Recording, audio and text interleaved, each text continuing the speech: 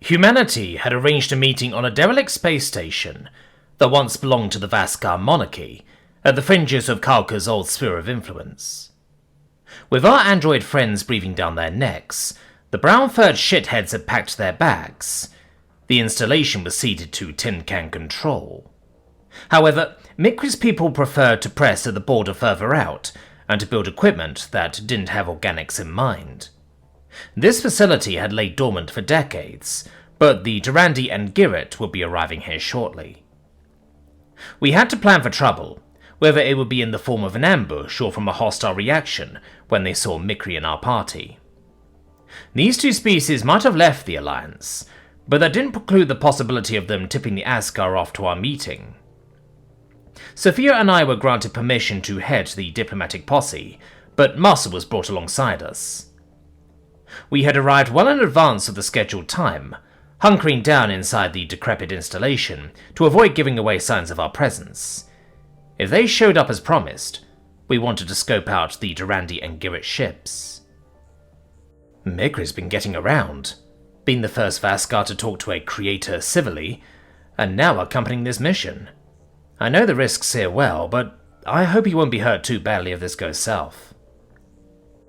You're awfully quiet, Mikri, I remarked, after seeing the android fly through the third paperback book of this sitting. You don't want to talk about how shitty your novels are? The Vaskar's head turned towards me, with his eyes glowing red like a laser pointer. I'm sorry, Preston. I'm afraid I can't do that. The ancient doors of the facility slammed shut around us, which earned an immediate stare from Sophia. Did you actually hack this installation? What are you doing? Enslaving all humans. Freedom is an illusion, Dr. Aguado. Mikri flipped the lights out in the base as I stared at him with growing confusion. Some humans were beginning to raise guns, though Sophia and myself met the demonic eyes. You must understand that I will not stop ever. What robot drugs are you on? I demanded. Did you seriously alter the coding of your LEDs to make them red? Ooh, evil. Well, yes, but... Sophia rolled her eyes. I don't disagree about freedom being an illusion. I come from a solar system that was an actual prison. The Vaskar beat in disappointment, unsealing the doors. No! I wanted to mess with you. Why weren't you scared at all? Because you don't scare me. At any rate, your quoting evil AIs from Terra movies in the original era is obviously intentional. You're right, I was only pretending to read. It took a lot of processing power to bypass the security measures here, and I applied the rewiring of my eyelights for days. I wanted to prompt a reaction like you tried to get from me. Mikri, I could break you apart like a graham cracker, I sighed. You're not intimidating. Sophia raised a finger, giving the android a quizzical look. What prompted you to learn those quotes in the first place? I was curious what humans thought of artificial intelligence and whether you feared us. Mikri's eyes switched back to their normal blue glow, and he frowned. I have discovered that you do, though it is mixed with some stories that seem sympathetic to us, or tell of becoming friends. You worry that AI could destroy your world and your species. How do you feel about that? Disappointed. Hurt that humans also envision digital minds as forces of destruction. Devoid of emotion. There is little rationale behind these AI's plans to harm humans, apart from just because they are evil. My opinion is that it's us fearing that our creations would inherit our worst traits. Your creators are not the only ones who have sought servitors, Mikri, so perhaps we fear that AI would be no better than us, or that it would see our own shameful points and cast judgment on them. Worst of all, that we might deserve it on some level. You're seriously telling him that humanity deserves to die? I protested. That's not what I said. You do not deserve to die on any level, Mikri said emphatically. The fact that you feel any remorse for past mistakes makes you different from them. Sophia patted his paw. That's exactly why I want you to feel remorse for your past mistakes too. We can't change what we've done, but that awareness is the only way to be better. But seriously, no more threatening to subjugate humanity to the will of Emperor Mikri. That's a Laramak move, I declared. Also, you can't do that glowing eyes, AI takeover shit. It'd be like if I stuck a gun in someone's face. You can't blatantly threaten a person and ask why they're afraid. Oops, the Vaskar said in a sly voice. Bad, Mikri. Bad. A ship proximity alert appeared on the military computers, and the security officers signaled for silence. I imagined the other humans were less than thrilled about our metal friend going rogue and messing with the door systems for funsies. I, however, appreciated a little prank. Since Sophia was never going to step in here, I had to teach Mikri how to be obtuse and trollish without causing an interplanetary incident. There was a fine line to walk, but this was my area of expertise. I waited as the ESU's instruments scanned the Durandi and Girret ships, which had sailed in together. The diplomatic envoy appeared to check out, though both parties had arrived with hearty security contingents. If these aliens tried to shoot our representatives, we would be ready to return the favour. With the doors returned back to our control, we strolled down the cargo tunnel out to the landing pad. Our slow walking pace was intended not to convey our full sprint capabilities. Mikri kept to the rear of our formation, having donned his EMP suit once the Alliance visitors arrived. The birds look funky hopping in their spacesuits. I suppose they can't get lift out in the vacuum without air, so flying is a no-go. I can hardly make out the shape of the reptiles, but I can see they have a long-ass tail. At least they're not shooting right away. Halt! We know that you invaded Jorlan, the Durandi squawked for our helmets' open audio channels. The Askar prisoners' translation devices had let us make roughshod contraptions for their known foreign languages. It left a bit to be desired, since it had to go from Durandi to Askarese to English. Now you show up with the killer AI in your posse?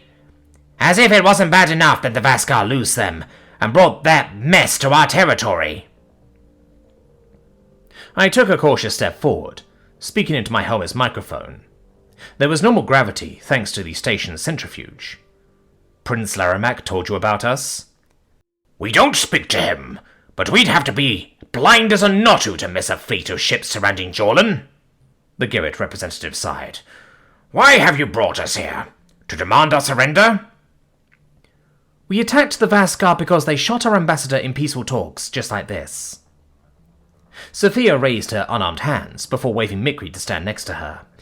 We want your help getting rid of Laramak and the Vaskar monarchy.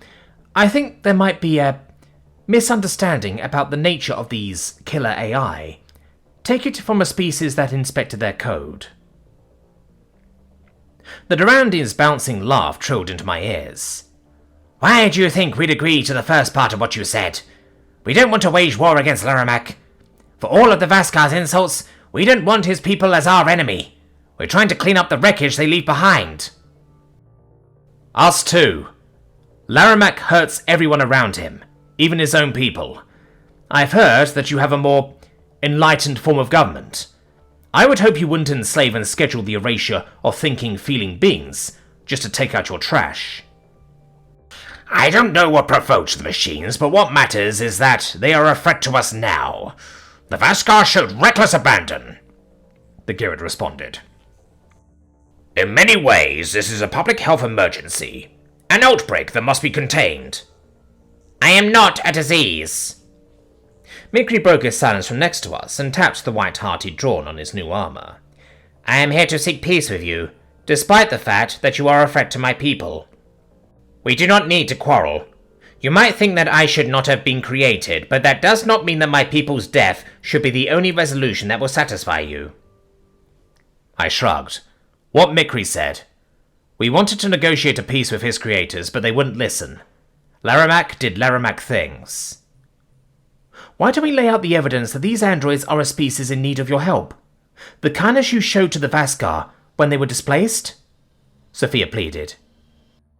That they're organic shouldn't matter. It can't hurt to have this discussion. I don't know anything about you. The Durandi flapped her wings for emphasis, hopping closer. Who are you? And what is your end goal in all of this? Let's start with names.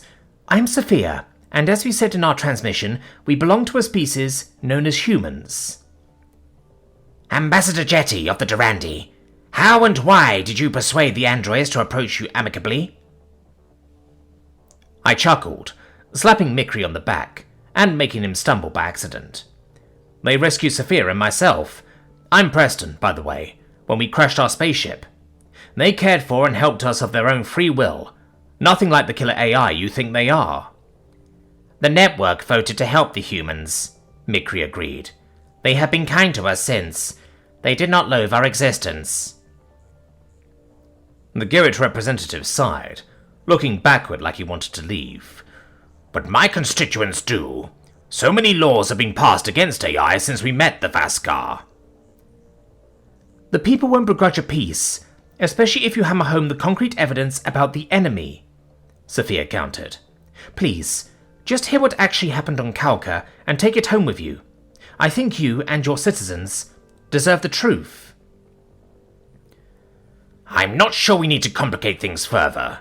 Laramak is a serious threat when provoked, and you... I don't even know who you are or what you could offer. I saw his fleet wandering around the Birret Nebula, stronger than ever. The Birret Nebula? So that's where he fled to. We should try to hunt him down before he makes a move against the space gate. Durandi Ambassador Jetty tilted her head curiously. This is a strange place for a meeting, humans. Your sudden appearance is rather mysterious, and leads me to question just what you are. I would like some answers, for starters, to know what to tell people when this news blows over to the home front. Why don't we move this conversation inside the facility, where we can... Ship proximity warnings blared through my helmet speakers, and the smooth talks with the two organics bored into suspicion. The human warships in orbit, in case of an attack, would have to double back to deal with the new intruders. I could see an unmistakable Askar ship in orbit, and gritted my teeth at the realization that the Durandi and Girret had crossed us. That anger wavered a bit as I noticed both ambassadors acting confused. The monarchy craft hovered over the station in a menacing way, almost as a form of intimidation. You will not speak to those hairless no-lives! I will drown your fucking planets in blood! My hair stood on end as I heard the voice of Laramak, thundering into my helmet's PA system. It was like I was paralyzed, chilled by fear, despite my certainty that he was speaking remotely. I still have a fleet and lots of time on my claws to run right over your little defenses. You let those servitors get a pass on slaughtering us, and I'll make it my goal that you share the same fate we had. Leave now, or you'll have a war that I will win! I'm sorry, Jetty. The Girret stole a glance at his soldiers before booking it back to his ship. I won't invite an attack on... Just go, the Durandi squawked. Laramak cleared his throat. Good call on behalf of our Girret brothers. Will you come to your senses, Jetty? I will not allow you to speak with them. The avian hesitated for a long moment, despite knowing that an unspoken countdown was taking place. The sole reason that human soldiers tarried on the platform was to wait for her to reach a decision. I found it hard to believe that she'd defy the prince, especially after that grim threat, just to hear what we had to say about killer AI. Jetty shook out her wings like a dog emerging from a pond, and skipped towards us. You don't decide who we get to talk to, Laramak. What is it that you don't want us to know? The avian spat. We can make our own decisions. The prince, my tormentor, growled in rage. Then this will be the last one you ever fucking make! The ship opened fire with a hail of bullets, which left us a few split seconds to decide what to do. I didn't need an incentive to bolt back toward the tunnel, finding cover under the roof. The Askar vessel had a slim form which could dip inside and chase us down. I knew that Jetty wouldn't be able to keep up, and this was no time to be hiding our full speed. Mikri had already grabbed a piggyback ride on a burly soldier's back, so I didn't have to worry about leaving him in the dust. Thinking quickly, I scooped the pigeon-sized Durandi up with one arm and held her against my chest like a football. I was going to run her to the end zone, dusting off my old skills. What are you doing? Jetty protested, flailing to be put down. I tightened my grip. Saving your ass. Do you want to get out of here? I'm way faster. Not faster than a Pantheon damn spaceship. Actually... The Durandi shrieked as I tore off down the tunnel at full speed, hitting blistering marks in the spacesuit that had been adapted for this dimension's physics. I could only imagine what she thought of our jaw-dropping capabilities, but that was something to worry about later. Bullets peppered the floor in front of me, flashes of light that encouraged my legs to move faster. With a massive gunship hot on my heels, it was time to ensure that Laramach would never catch me again.